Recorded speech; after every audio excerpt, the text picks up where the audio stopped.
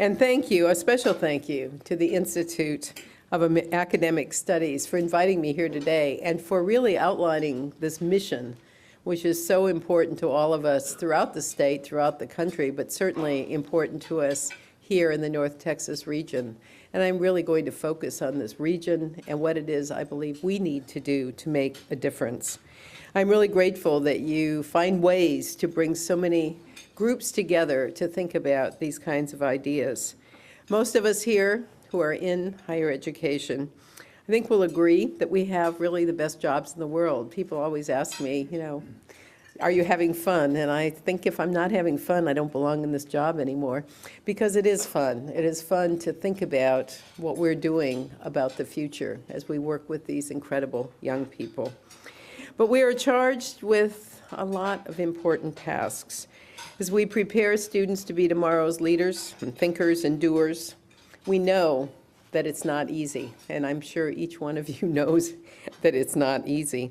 Education, particularly higher education, however, is the foundation of an educated workforce and a sound economy.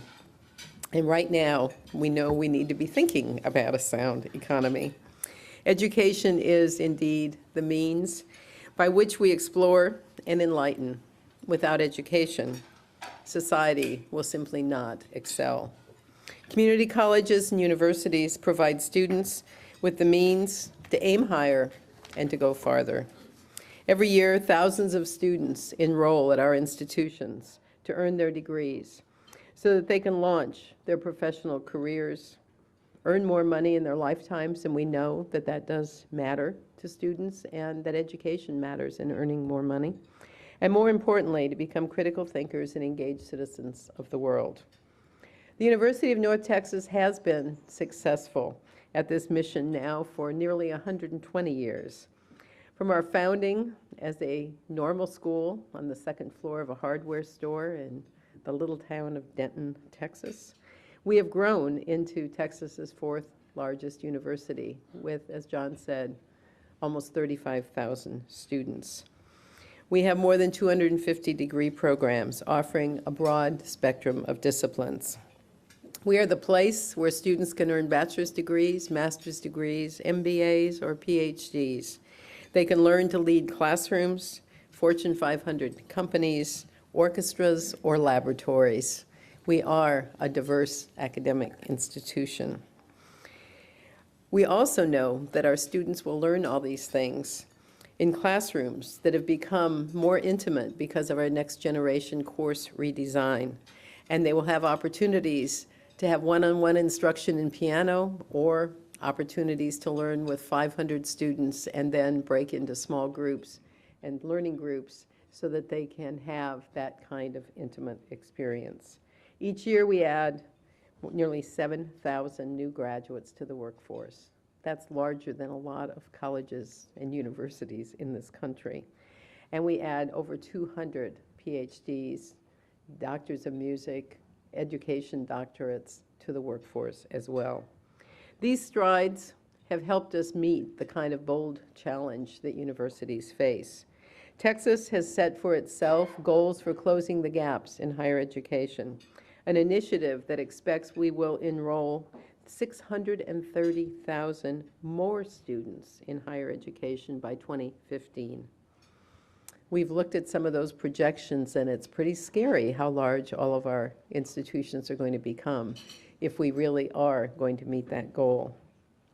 This year, UNT's university-wide efforts at enrollment earned us the 2008 Texas Higher Education Coordinating Board Star Award because of the efforts we've made, because of the difference we've made in closing the gaps. We currently rank first in the state for the increased number of degrees awarded, first in the increased number of transfer students, second in the state for the increased total enrollment. Since 2000, we have increased enrollment by 26%. That's a large percent of growth. It puts a huge strain on all of us, and I know my colleagues from UNT who are here today know what that means in the classroom, for advising, for residence halls, for everything we do. But in doing so, we really believe that it is our role to do that. At the same time, we've increased the percent of degrees we award by 39%. So we're not just enrolling students, we're graduating students. And that is really the mark of what we must do. It means that many more highly qualified, university-educated individuals are available to help us build Texas, to make Texas all that it can be.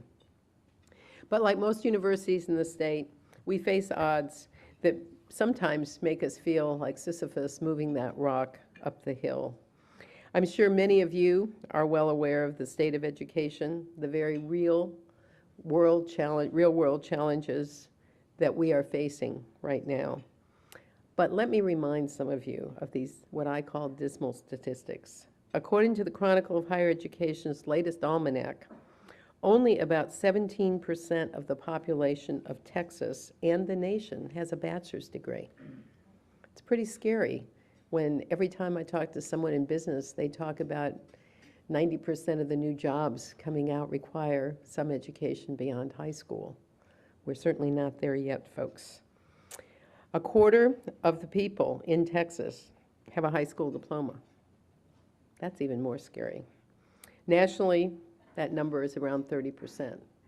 So we're behind the national numbers, but even nationally, it's a disaster. The U.S. Census numbers from 2007 report on educational attainment. They're a little more positive, showing that about 28% of the population 25 years or older has a bachelor's degree or more. But when you take those numbers into account, we have a long way to go if we're going to make a college education a reality for the majority of our citizens. Today, the United States ranks 12th among industrialized countries in higher education attainment. This comes out of the Department of Education, and these statistics, as I said, are dismal. And as we look around the world, we wonder, how long can we keep saying the United States can boast the best educational systems in the world? Because we are not keeping up the way we should be. These numbers paint a very sobering picture. On top of that, Texas is fighting a losing battle to compete on a national level for the brightest minds.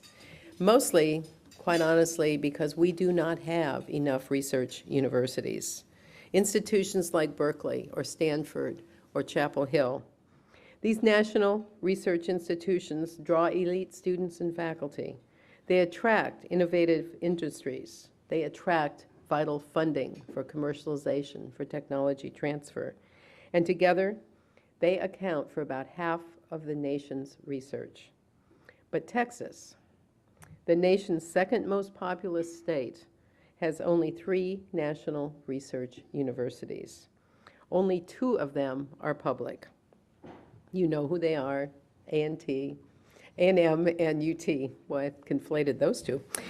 Maybe there's only 1. While California has 9, New York has 7. This disparity really means that we are losing out. In the fall of 2006, we saw more than twice as many entering freshmen to college leave Texas to attend a national university in some other state than we saw come into Texas to attend UT or A&M or Rice, the 3 national research universities. This brain drain does not bode well for Texas. We know that very often when students leave this state, they don't ever come back. They go somewhere else, they get their education, and they stay there. Sure, they might come back when they're ready to retire, and then Texas can take care of their health care needs or take care of other needs. We must replenish this intellectual well here in Texas, because otherwise we cannot cultivate a highly skilled and sophisticated workforce to keep our state and our economy where we know it needs to be. I know from my experience as an administrator at the University of North Carolina and also at UC Santa Barbara, the academic and scientific power that national research universities bring to a region. If you look at the research triangle in North Carolina, it is no accident 3 major